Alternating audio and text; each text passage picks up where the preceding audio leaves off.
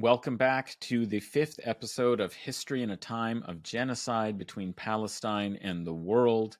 We just were talking about in our last episode developments that took place after through the establishment of the State of Israel and a regional understanding of the role of Israel in the politics of the post-colonial Cold War in the Middle East, and about the birth of Palestinian national liberation and resistance movements, and ended talking a little bit about popular peaceful, nonviolent demonstrations and mobilization that took place in the so-called First Intifada.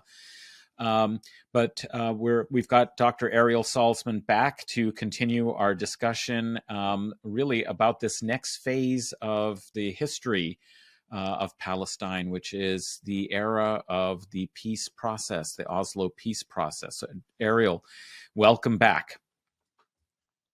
Well, I wanted to ask you a little bit about, my sense of the Oslo Peace Process was that it was something that, there may have been a lot of factors and causes, but in fact, actually that popular resistance of the Intifada is what led Israel to try and develop a new strategy for maintaining some kind of control over the occupied Palestinian territories.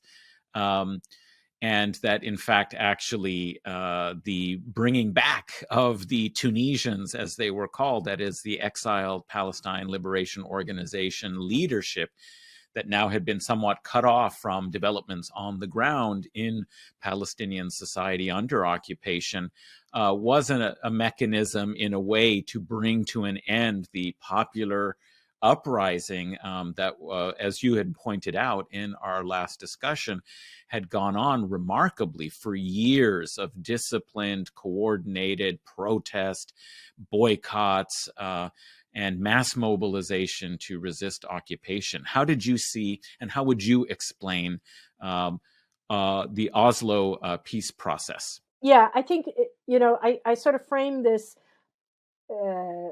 this approach to looking at this period from, say, 48 to 1993. We separate into two sections, but I try to avoid this tit for tat, this war, this gain, that gain, this diplomatic move, and the other, because first of all, anyway, it's a problem, and you lose the forest for the trees. So I would say, just to back up a little bit, that what happens in this period in the 60s and 70s, even though the Palestinians will and in the PLO will renounce armed struggle and will opt for any land for peace sort of program. The fact is that up until this point and beyond, and we're living in this era now, is that as Tariq Bakoni pointed out in a really important podcast he did with Ma'in Rabbani, is that you're dealing with these two notions of violence. I mean, there's violence that's ongoing, in the West Bank all the time against West Bank and Gaza, the occupied territories. And that's considered a sort of civilized violence when they have perfect rights to resist an illegal occupation, which it was, illegal expropriations. This is a period in the 70s, in the 60s, of course, no less than Moshe Dayan says, let's create facts on the ground. Whether he opened the door to settlements in the large numbers that there are today, which is 750,000 Israeli citizens now live in illegal settlements in the West Bank, or not. I mean, this is part of a process of violence that's ongoing, that the Palestinians react to largely in a peaceful fashion. And I think that's never emphasized enough, because living under occupation, putting up with an occupation, and not just, engaging in, just the kind of trauma and the kind of oppression that exists, that in itself is resistance. That's everyday resistance.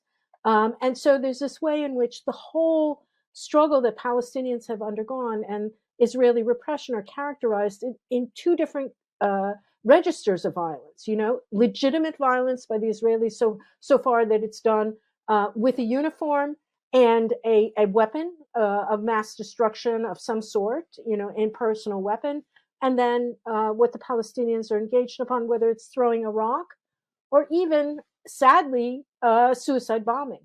Um, but the numbers, you look at the numbers, they're just incomparable. I mean, the scale of destruction that the Israeli military have visited upon the Palestinians in this entire period. So I think this is I think we have to start out with really rethinking what is violence in this situation, and that these crimes of war are ongoing for the Palestinians. They have not stopped, and of course, they've escalated to a new point right now. Well, I think our audience has read their Fanon, so you're Yeah. in Okay. company there to say that it's that state-supported violence isn't, you know, legitimized, and resistance to colonial occupation is something that people understand as, legitimate, both under international law, but also that they're facing ongoing. But not the way the media portrays it, not the Yes. way our textbooks portray it, not the way that this is a sort of succession of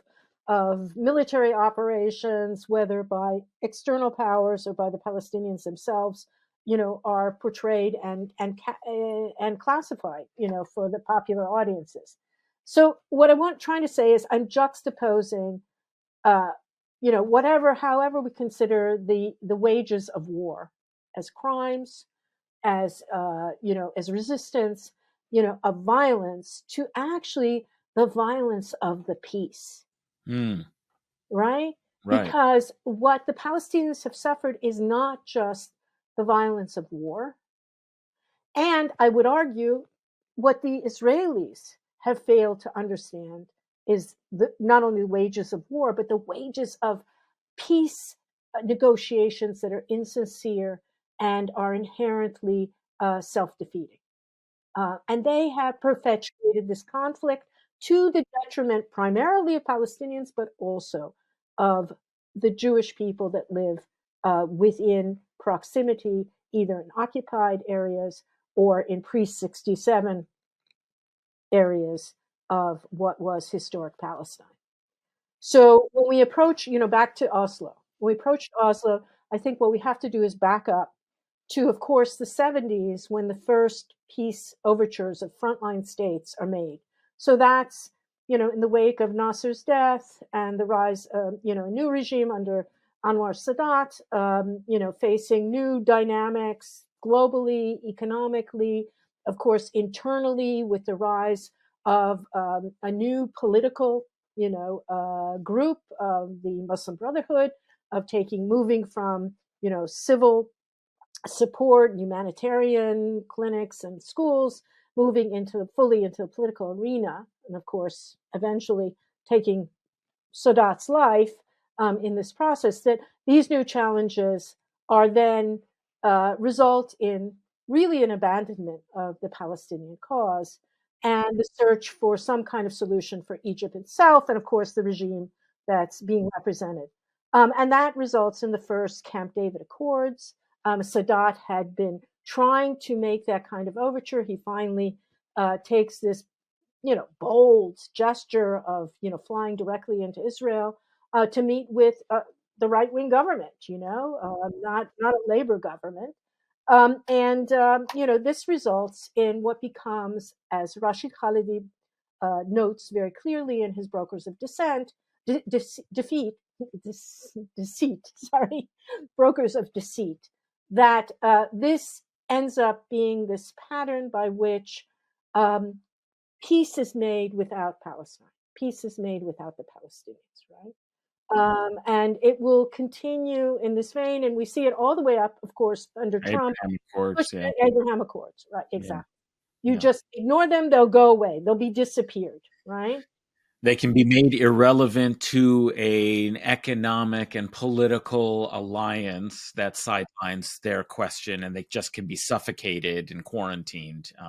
And while we progress to integrate the region on the basis of these other trade agreements and so on, and Trade, selling arms military, and all of that. security, technology, Security, etc. yes, yes. So so so this violence of the peace, the crimes of the peace, I mean, really, beginning with the UN, you know, dividing Palestine and precipitating, all the wars that have come in its wake, all the death and all the destruction, is something we have to consider, and goes up to the present day. And it has several, sidelining the Palestinians, creating this bridge over Palestine and over the issue in order to reap the benefits of these other things that will happen with trade agreements with Israel, which over the course of the 70s, thanks to support from the United States, became a major military pillar of US policy during the Cold War, developed this military industrial complex of its own, excelled in certain niche areas of the global economy, brought in populations, from Russia. Ethiopia to Russia, millions came to converge, and indeed created, an Israel that is a uniquely different Jewish, predominantly Jewish, dominated by Jews, but it is distinct nation, but it's not synonymous with Jews. It's Israel, and it has that feature. But so this is very tempting for the states around it, as also as a door to the United States and a door to recognition of the United States. It comes with this condition that Israel's part of. So we have this ongoing, and we have the underlying but never spoken understanding that although this two-state solution is dangled in front of all of these states and is on the lips, or the sort of, the sort of thing you have to say when you're negotiating this, there is never an intent to allow Palestinians to have their own real state with a real military and a real economy and real autonomy. Even, at the best of it, is going to be a sort of fictive state, a little, An authority. an authority, a Yeah, Bantu, that's why it's not a called an Bantu, authority. somewhere between a Bantustan and an authority, right? And Right. without an army or anything else, and subject to intervention chiefly by Israel, but it could be, by Jordan as well.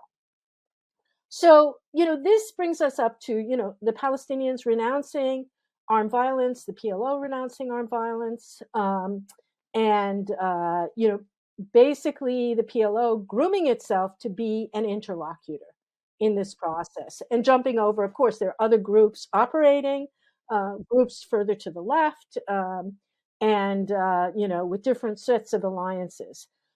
So it's in this moment, as you were pointing out, in 93, 92, 93, when this massive uprising is going on that cannot be repressed, that, Palestinians show their sumud, their resilience and the resistance to the utmost, that back channel negotiations start happening through Norway.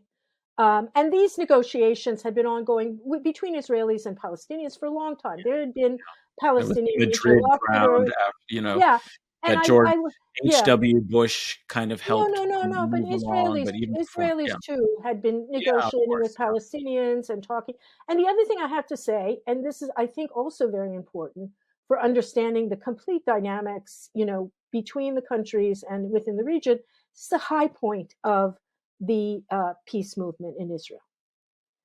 And this is the point where there's great solidarity, not just the Israeli left, but Peace Now emerges in the 80s, the experience in Lebanon, the horrors of Lebanon. It's the last time that Israelis take their military to task for atrocities that are committed, right?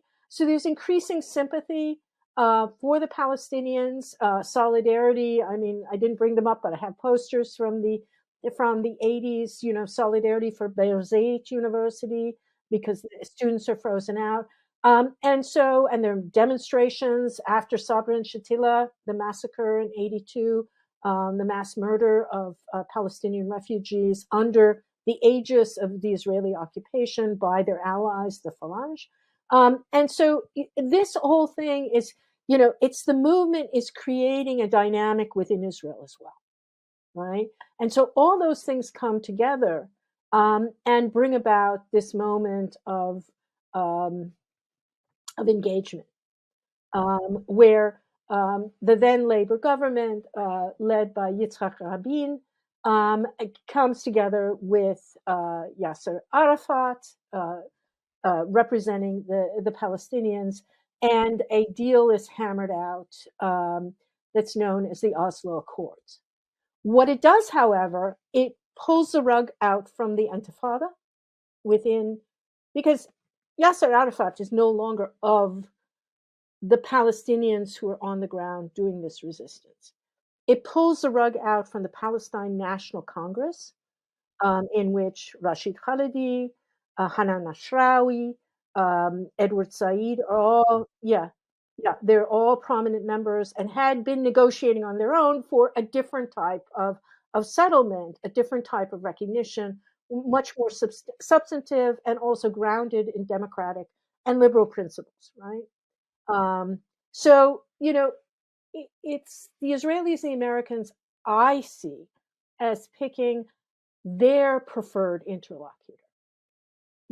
A person whose group is isolated now, who has no proximity to either power, political power, or military power, and again, is not the type of person who would necessarily push beyond a certain way. So I think Arafat, on the one hand, I could see why the PLO moved for this. They had been out of power. There didn't seem to be much headway they could make any other place. The moment seemed correct. And I don't think we should discount Yasser Arafat and the PLO's own desire to come to power and Indeed. take Yeah. control of this new political entity. Yeah. The problem is what they agreed to, and that can only be expressed, not in the details, but on the map. And they designate 3 areas. And basically, the largest area is reserved for Israeli control. Let me Area just C. Area C, yeah, is Israeli control.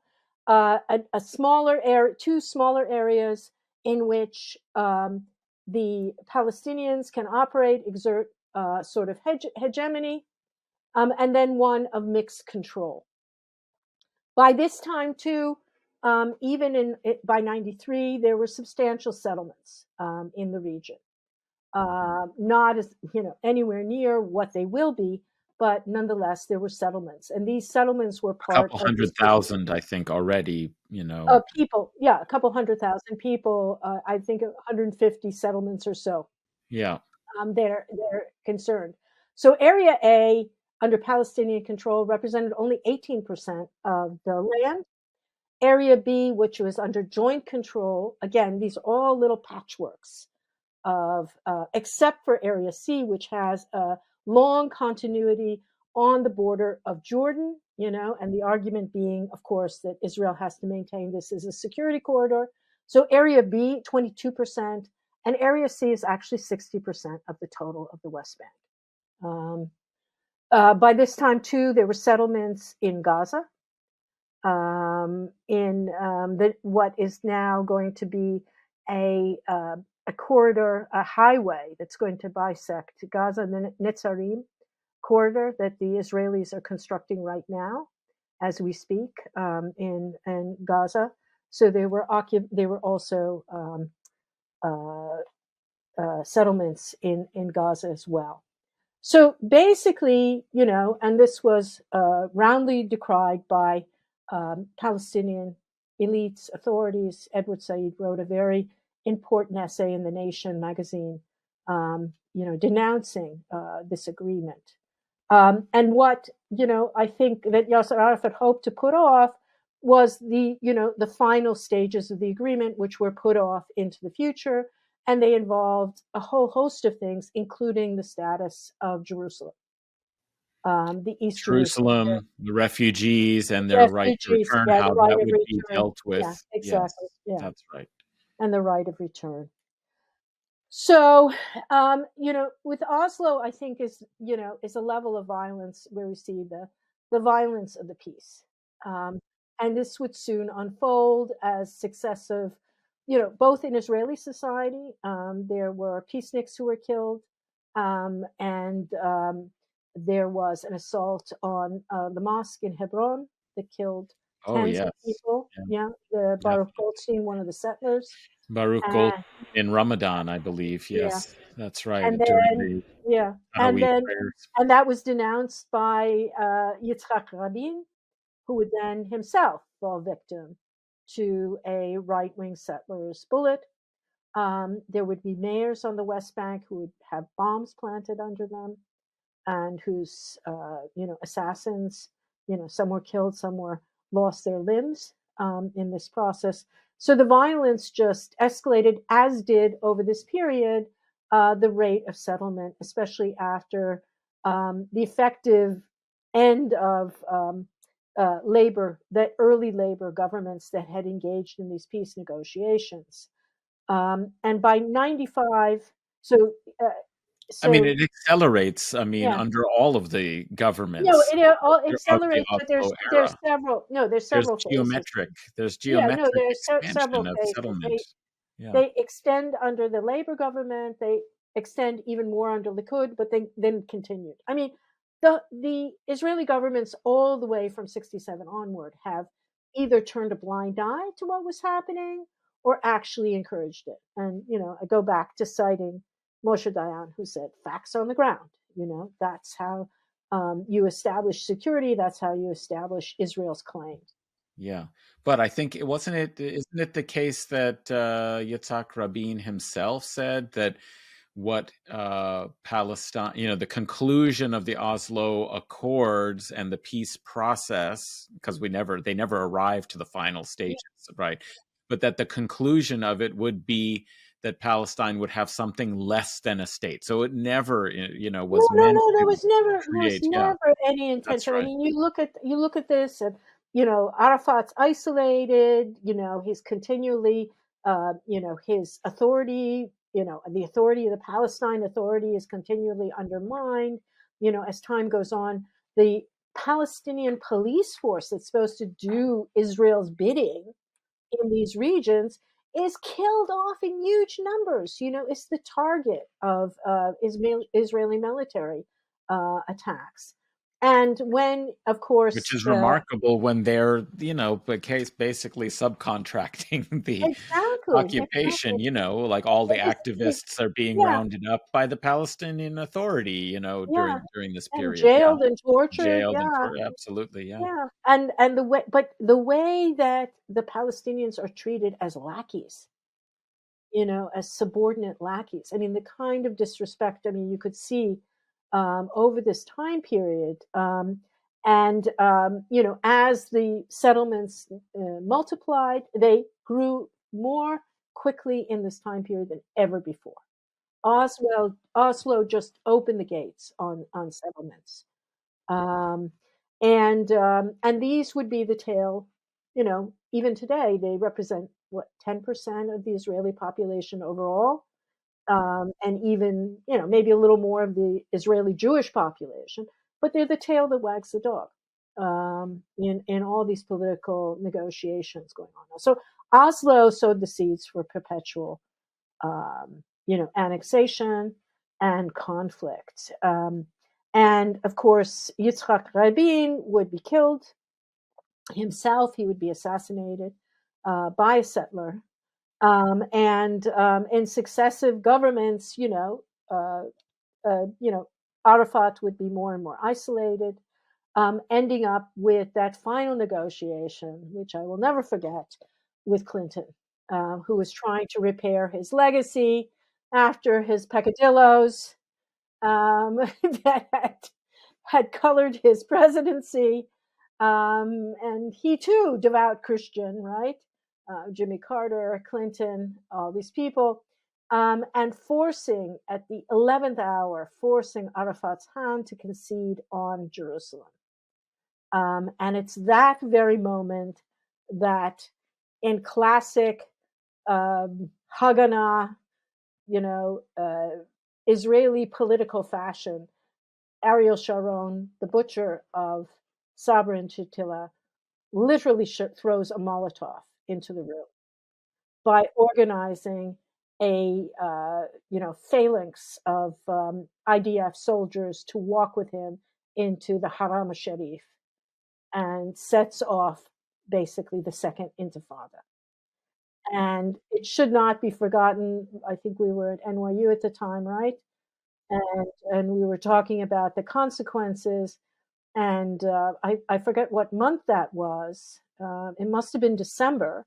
I think it was, yeah. It was December because Late Clinton was fall, going out. early winter, yes. Clinton was going out. You know, he was about to be replaced by Bush, George W. Bush. Gore had thrown in the towel, and then months later, but a year later, September 11th would unfold, and there definitely is a connection between that, as far as I'm concerned. Not that one organized the other, but that collapse that resonated so powerfully, of what was going on. I think throughout the Muslim world, Sharon's arrogant hubris action in the midst of, and that pressuring, that humiliation of Arafat. And of course, the Second Intifada would begin and would be led really not by Palestinian secular groups represented by the PLO, Who had but lost some legitimacy through the had course of the continually Oslo Peace lost Process. legitimacy, had Yes. been delegitimized by the Oslo process, but by new Islamically influenced groups, including Hamas. They would take charge of the Second Intifada and push basically the PLO to the background, or playing catch up, in terms of trying to regain the legitimacy that they had lost. Yeah, I mean, they had obviously had a few years of being able to embed themselves in, some institutions, and of course, with some of the resources that occasionally of customs duties and things like this that would be released by Israel, so that they had networks of clients and patronage that, and certain kind of bureaucratic government jobs and security jobs and these kinds of things that allowed them to still maintain some kind of base of support through that network of patronage. But in terms of political and ideological resistance to the perpetual and extending conditions of occupation and the resentments that emerged from some aspects of the occupation being, subcontracted out, obviously then created a new opportunity for political formations and resistance to rise in this context. And, when we think about And that, the Israelis also did did their their best, of course, to best undermine. to That's right. undermine the secular national model. And they need not basically fund Hamas or pay Hamas or anything like that. You just have to target assassinations, this person, that person, shift the balance, by changing the emphasis on where the oppression was and Yes. repression. Yes, exactly. And so it's like kind of very typical colonial divide and rule Right, and conquer right, kind right. of conditions Indirect and rule, situation. yeah. Indirect rule, exactly, something that the British had been masters of in Africa and the Middle East. And so, you see the kind of colonial continuities there. But one thing I wanted to point out about the Aqsa, Intifada, the second Intifada, as it's called, I think, in many ways, and you're drawing a connection um, between that and the 9/11 attacks as a not a coordinated, but something that responded to the horrific conditions.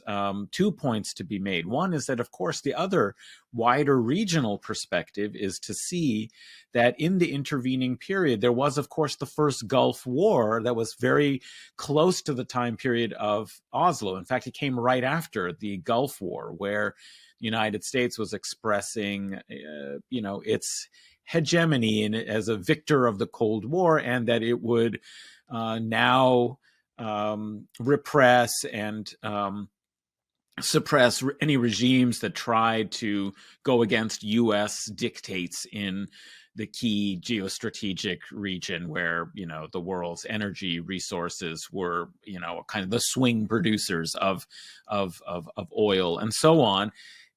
So there was something about this post Cold War period, and the U.S. role and extending its role in the region, and the subsequent sanctions and the subsequent kind of delays in the Oslo process to achieve any genuine, liberation for Palestinians. That these were going hand in hand Well, as and one can turn the clock backward a little bit further, and of course, it's a big neglect, which is 1979. So even before the end of the Cold War in '89, you have this whole new phenomenon that is also resonating throughout the region.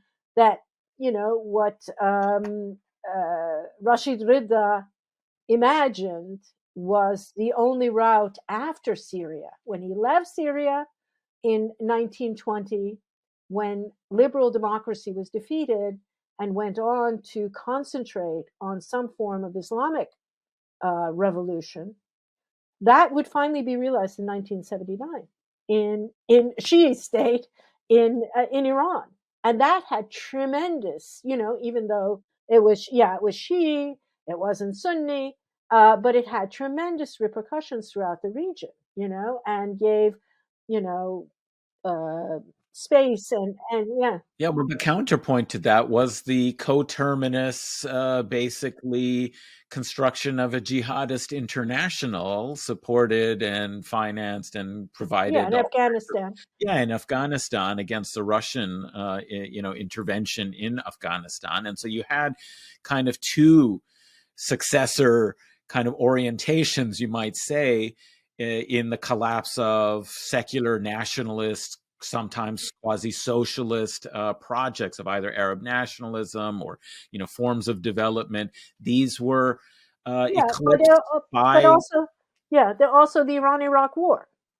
yeah, So, well, of so course, the yeah. Iran-Iraq War was another blow. You talked about the sanctions, but before that is the Iran-Iraq War, which of course, Europe and the United States are funding both sides, or giving Saddam, coordinates, satellite coordinates to fight the Iranians. And so 91 is a product of that war. Again, the wholesale assault on secular nationalism, whether it's the PLO, whether it's in Iraq, the Ba'athist regime, the last one standing, or so yeah, at the end of the Cold War and that changing configuration, but also the emergence of Islamist movements as a seemingly viable route to a decolonization, to a Yes, final that's right. decolonization. That's right. That's right. Um, I just thought that that was relevant in thinking about the emergence and the rise of Hamas, in the sense that it mirrors or Oh patterns yeah, yeah, developments that were taking absolutely, place absolutely, broadly absolutely. in the region. And so we can see it as not something apart or separate. It has some unique features and facets of the history that we've been talking about in terms of the, false promise of Oslo and the violence, as you said, of False the peace. promise of But emancipation. that's it. That's what it comes back to again, is that, this was similar to the question of the de and recolonization game that had happened in previous decades, where any project of sovereign development, whether national or regional, was being subverted and undermined in various ways, either because of competitions in the Cold War that prevented really the region from flourishing, or it is the neo-colonial, kind of entity in '56 with the Suez War, the tripartite aggression, as it's called, or whether it's the U.S. sort of Eisenhower doctrine, as you mentioned, that looks at any kind of militant third world nationalism as tantamount to, communism, the communist USSR, threat, and it yeah. has to be rolled back and has to be stopped. So that this region has been its pathways to emancipation have been derailed by colonialism, then by, the post-war Cold War and the establishment of a neo-colonial settler, very late, if you think about the history of settler colonialism and of colonialism in general in the overt way. I mean, the establishment of Israel is at the very end of this kind of, when the rest of the Yeah. world is starting to, achieve at least political liberation in the post-colonial nation states. That is introduced into the region. It disrupts, it causes all sorts of wars. But as you were saying, the violence of the peace itself is to keep this underdeveloped, fragmented, under pressure, and that, the story of Palestine fits into the story of the region in that sense. And yeah, and I think that, but also that affinity that across the political spectrum, you know, Right, right. don't feel with PLO. He didn't, PLO didn't had that purchase at a certain moment in regional history when the going uh, form of governance was a secular nationalism. And as that moment is past and the failure of all those projects, right, to deliver, um, Is that new yeah, movements and orientations start to yeah, develop. I mean, I right. guess that's the point, is that without solving this problem, you have, responses that keep having to try and assert some form of sovereignty, of development, and these will take different kinds of forms, with the short circuiting and derailing of certain kinds of projects. People turned to, other resources that you might say for as the venues through which resistance and these aspirations, for a better life are, get Yeah, articulated. and the plight of the Palestinians becomes this mirror, you know, Yes, yes, on the greater region and the Islamic world as a whole, yes. and still, of course, with purchase to the post-colonial world in Africa, and in Latin America and the Caribbean. Well, one of the consequences, and this is something that you've mentioned, but just to pull this thread, one of the consequences of this process of a violent peace, of peace that perpetuates Yeah, colonial violence, disruption, and suppression, is that it has fragmented even the uh, basic elements of historic solidarities of the Arab states that we saw, starting with the 73 war. I mean, there was the Arab oil embargo, yeah. which was a moment of, that actually really shifted. In fact, we might even say that that's where certain geostrategic orientations for the region are concocted, because it's seen as an unstable area where the world's energy resources, are contained in a high enough quantity that they can affect global markets, which is what the embargo, was attempting to do. It's the era where neoliberalism, the shock economically, pushes to it, and maybe it was already starting to happen, but it really pushes development in certain ways, and U.S. Well, policy goes potentially off could have been the the. real birth of a climate movement, Well, it even could have. See, before that's the thing. 1978, when Hansen made the link between CO2 in the atmosphere and disastrous climate change. I mean, Yeah, Carter was the one. He was an engineer.